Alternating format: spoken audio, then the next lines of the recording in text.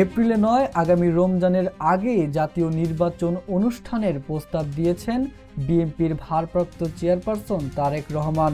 লন্ডনে ডরচেস্টার হোটেলে প্রধান উপদেষ্টার অধ্যাপক ডক্টর মোহাম্মদ ইউনূসের সঙ্গে তারেক রহমানের বৈঠক শেষে যৌথ বিবৃতিতে একথা জানানো হয়।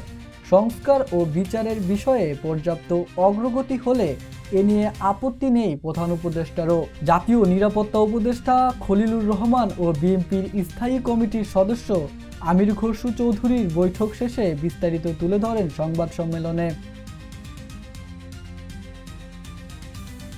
বহুল প্রত্যাশিত বৈঠকে অংশ নিতে স্থায়ী সময়কাল ৯টার কিছুক্ষণ আগেই লন্ডনের ডরচেস্টার হোটেলে পৌঁছান বিএনপির ভারপ্রাপ্ত চেয়ারপারসন তারেক রহমান। প্রধান উপদেষ্টা ডক্টর মোহাম্মদ ইউনূস তাকে স্বাগতম জানান। বৈঠক শুরু হয় সৌহার্দ্যপূর্ণ পরিবেশে। প্রথমে সবার উপস্থিতি সার্বিক বিষয় নিয়ে আলোচনা করে উভয় পক্ষ। পরে একান্ত দীর্ঘ সময় ধরে কথা বলেন ডক্টর ইউনূস ও তারেক রহমান। বৈঠকে প্রধান উপদেষ্টার ঘোষিত আগামী বছরে এপ্রিলে নয়, রমজানের আগেই নির্বাচনের প্রস্তাব দেন তারেক রহমান। প্রধান উপদেষ্টাও তাতে সায় দেন, তবে এজন্য প্রয়োজন সংস্কার ও বিচার নিয়ে পর্যাপ্ত অগ্রগতি।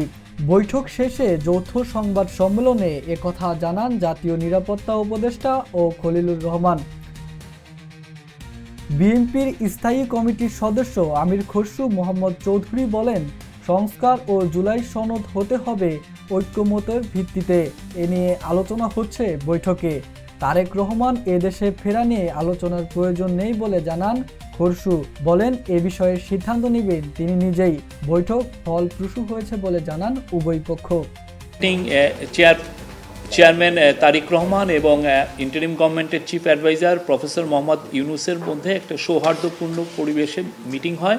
মিটিংটার ডিউরেশন ছিল প্রায় ১.৫ ঘন্টা। মিটিংয়ের পরে একটা যৌথ বিবৃতি ওনারা দুইজন অ্যাপ্রুভ করেছেন, সেটা এখন রিড আউট করবেন আমাদের national security adviser doctor Khalilur Rahman. বিসমিল্লাহির রহমানির রহিম।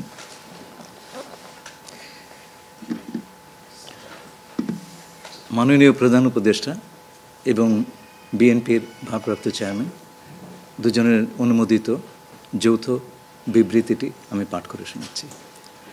আজ বিএনপির ভারপ্রাপ্ত চেয়ারপারসন জনাব তারেক রহমান লন্ডনে সফররত প্রধান উপদেষ্টা প্রফেসর ডক্টর মোহাম্মদ ইউনূসের সাথে সাক্ষাৎ করেন। অত্যন্ত সৌহার্দ্যমূলক পরিবেশে তাদের বৈঠক অনুষ্ঠিত হয়। জনাব তারেক রহমান প্রধান উপদেষ্টার কাছে আগামী বছরের রমজানের আগে নির্বাচন আয়োজনের প্রস্তাব করেন।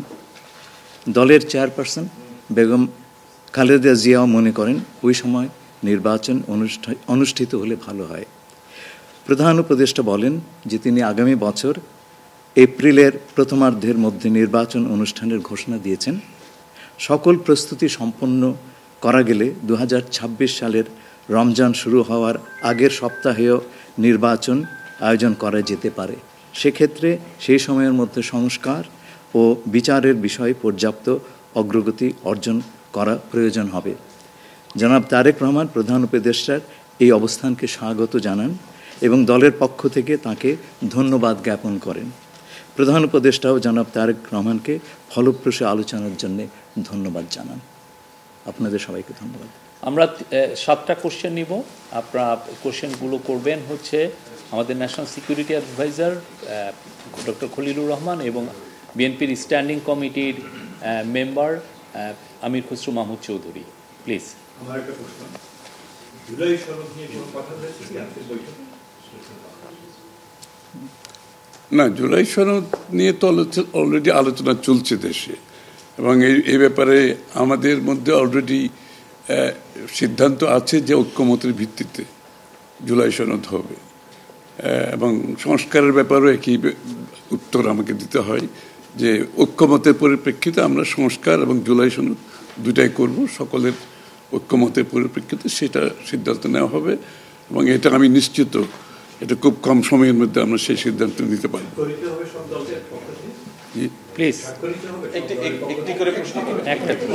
হ্যাঁ, ঐক্যমত যেখানে হবে স্বাভাবিকভাবে ঐক্যমতের পরিপ্রেক্ষিতে যে সিদ্ধান্ত হবে স্বাক্ষরিত তো হবেই, না হওয়ার কোনো কারণ তো নেই। Please please please please please উনি প্রশ্নটি হচ্ছে যে যেটি বারবার যে কথাটি বলা হচ্ছে যে রুটম্যাপ নির্বাচনের নির্বাচনের একটি সঠিক তারিখ নির্ধারণে আসলে সমস্যাটা কোথায়? একটি সঠিক তারিখ সুনির্দিষ্ট তারিখ এর কোনো সমস্যাই নাই, আমরা কোনো সমস্যা দেখছি না। কেউ দেখলে পারে এটা ভুল দেখছেন। নির্বাচনের সম্পর্কে আজকে যৌথ বিবৃতিতে আমরা বলে দিয়েছি দুপক্ষই, এবং নির্বাচন কমিশন আমরা আশা করব শীঘ্রই একটা তারিখ ঘোষণা করবে। শুধু কি নির্বাচন নিয়ে কথা হচ্ছে নাকি দেশের রাজনৈতিক পরিবেশে অন্যান্য বিষয় নিয়ে কথা হচ্ছে? সব বিষয়ে আলোচনা তো হবে, স্বাভাবিক। আমরা তো নতুন বাংলাদেশ গড়ার প্রত্যয় নিয়ে সামনের দিকে এগোচ্ছি। সবাই আমরা চাই দেশ গড়ার যে প্রত্যয় আমরা নিয়েছি, আমরা ঐক্যবদ্ধভাবে সেই কাজটা করব। শুধু নির্বাচনের আগে নয়, নির্বাচনের পরেও বাংলাদেশ গড়ার যে প্রত্যয় নিয়ে আমরা সবাই ঐক্যমত হয়েছি, সেটা আমরা সামনের দিকে এগিয়ে নিয়ে যাব। একজন প্লিজ প্লিজ উনি বলুন। সংস্কার নিয়ে যে দীর্ঘ আলোচনা হচ্ছিল, সেই সংস্কার বিষয়ে বিএনপির পক্ষ থেকে বা তারেক রহমান সাহেবের পক্ষ থেকে আপনারা কিভাবে রিঅ্যাক্ট করেছেন? যে আবার স্যার আমি শুনি, যে সংস্কার নিয়ে যে বর্তমান সরকারের যে একটা বিশাল রূপরেখা তৈরি হয়েছে, একটা বিশাল তালিকা, সেই তালিকা নিশ্চয়ই আজকে আপনাদের সামনে উপস্থাপন করা হয়েছে। সেই সংস্কার বিষয়ে আপনাদের মতামত কি? বিএনপি কিভাবে সেটাকে? না না, এটা তো পরিষ্কার। এটা এখানে না বোঝার কোনো কারণ নাই। বিষয়টা হচ্ছে সংস্কার। চিফ অ্যাডভাইজার সাহেব, তারেক রহমান সাহেব, আমরা সবাই একই কথা বলছি, যে বিষয়গুলোতে ঐক্যমত হবে সেগুলোতে সংস্কার হবে, তাই না?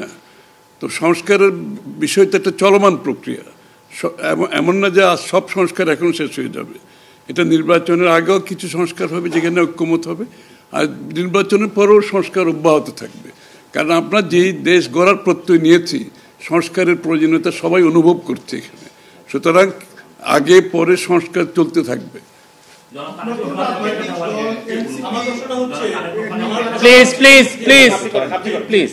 আমার হচ্ছে তারেক রহমান দীর্ঘদিন ধরে এখানে অবস্থান করছেন এবং স্বরাষ্ট্র উপদেষ্টাও বলেছেন ওনার দেশে ফিরতে কোনো বাধা নেই।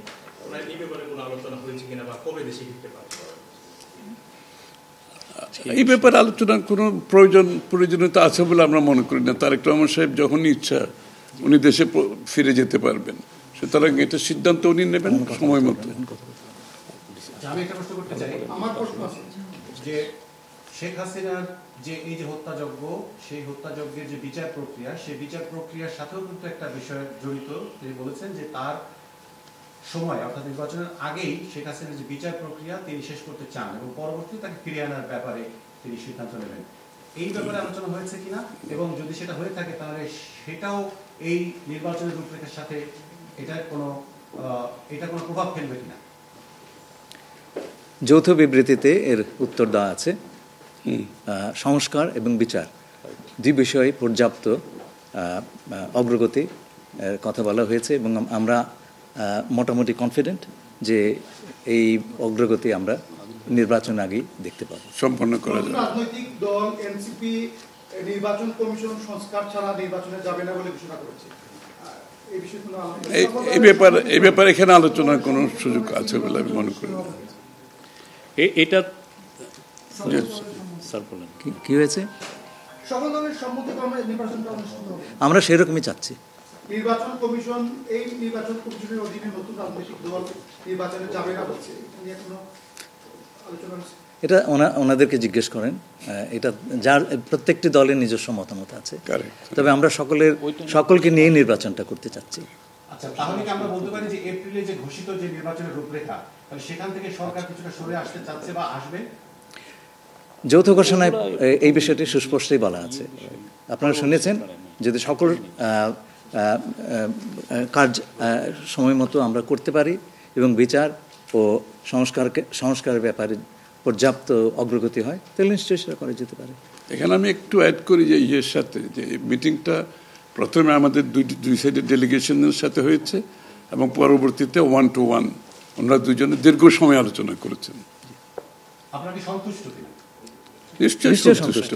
নিশ্চয়ই সন্তুষ্ট। শুধু আমরা তো বলছি নির্বাচনের আগে নয়, নির্বাচনের পরও দেশ গড়ার ক্ষেত্রে আমরা সবাই একসাথে কাজ করতে হবে। নতুন বাংলাদেশ করতে হবে। আর সন্তুষ্ট না হলে তো যৌথ ঘোষণা আসবার কথা নয়। এখন যে বিচার প্রক্রিয়া চলছে বিগত সরকারের বিভিন্ন আপনি একবার কোশ্চেন শেষ করে দেন। প্লিজ। না না, আর একটা লাস্ট কোশ্চেন নিব, লাস্ট একটা কোশ্চেন নিব। জি, জাতীয় ঐক্যমত্যের সরকার গঠনের বিষয়ে কোনো আলোচনা হয়েছে কি? না, এটা তো নির্বাচন পরবর্তী সিদ্ধান্ত, যারা নির্বাচিত হবে তাদের সিদ্ধান্ত, সুতরাং এখানে তো আলোচনা হওয়ার কিছু নাই। Thank you. Thank you.